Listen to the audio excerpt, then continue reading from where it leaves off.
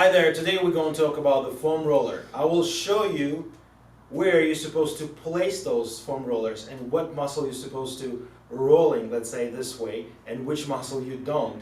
And also we're going to talk about damage you can do with the foam roller. So this is really important video for you to learn that. I've been doing this for 17 years and I will explain you how to use it now. So the first thing first, a lot of people start rolling IT band muscle. It's a side muscle right here.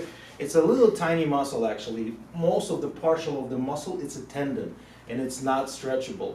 10 years ago they do some experiment. They put 150 kilo, but that's like 300 pounds on that tendon. And what happened is never stretch. So just think about it, apply 300 pounds of pressure on that tendon and it's never been stretched. So that's really strong tendon and it's not stretchable.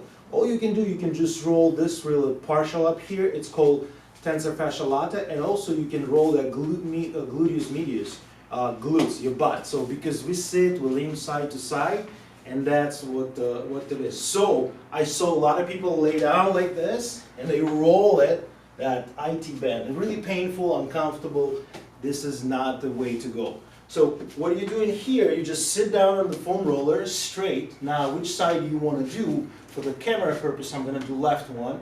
You're going to just lean to that left side. I use that travel size foam roller. You can buy the big one. Now you just place the leg on the top of the other, just like that. And what you're doing, you lean and you start to roll it up and down this little area, and you feel it, yeah?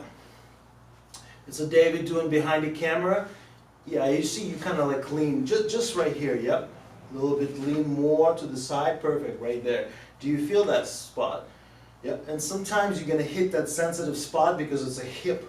And if your hip have a little bit of inflammation, you're gonna feel it. And sometimes you go all the way down to your knee, so don't be scared.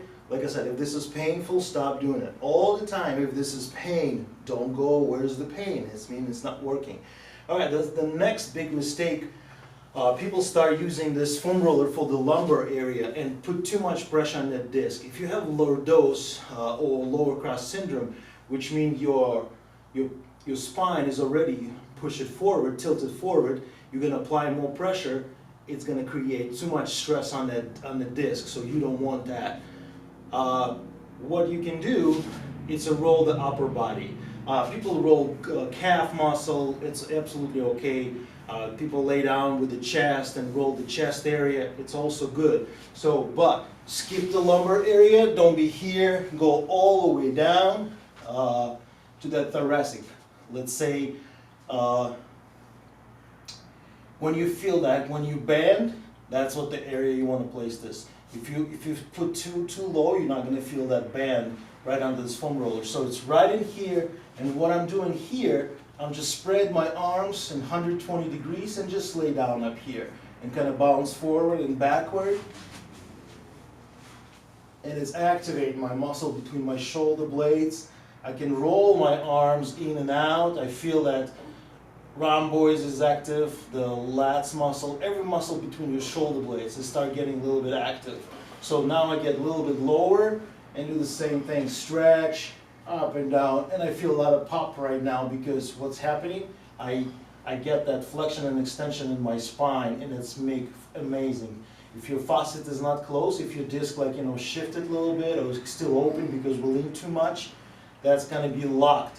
And that's the idea of this foam roller. So here we go. And what you can do here, like I said again, and if you want more, which is you place your hands behind the occipital area, behind your head, and start pushing you forward.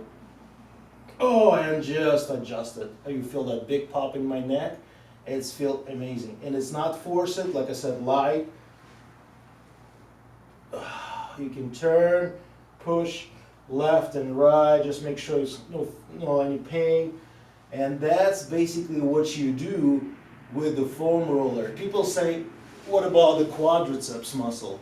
It's feel good, but it's not do anything. And guess what? To stretch your quadriceps, you are decreased stability of your body. So this is the strong muscle. you support on that muscle, especially on dominate leg, you need to stop stretch your quadriceps. If you feel pain in the lower back, if you feel like it's tight, you need to balance it. That means the other side is weaker. So pay attention to that. Now you know how to use foam roller, use it every day, okay? It feels fantastic.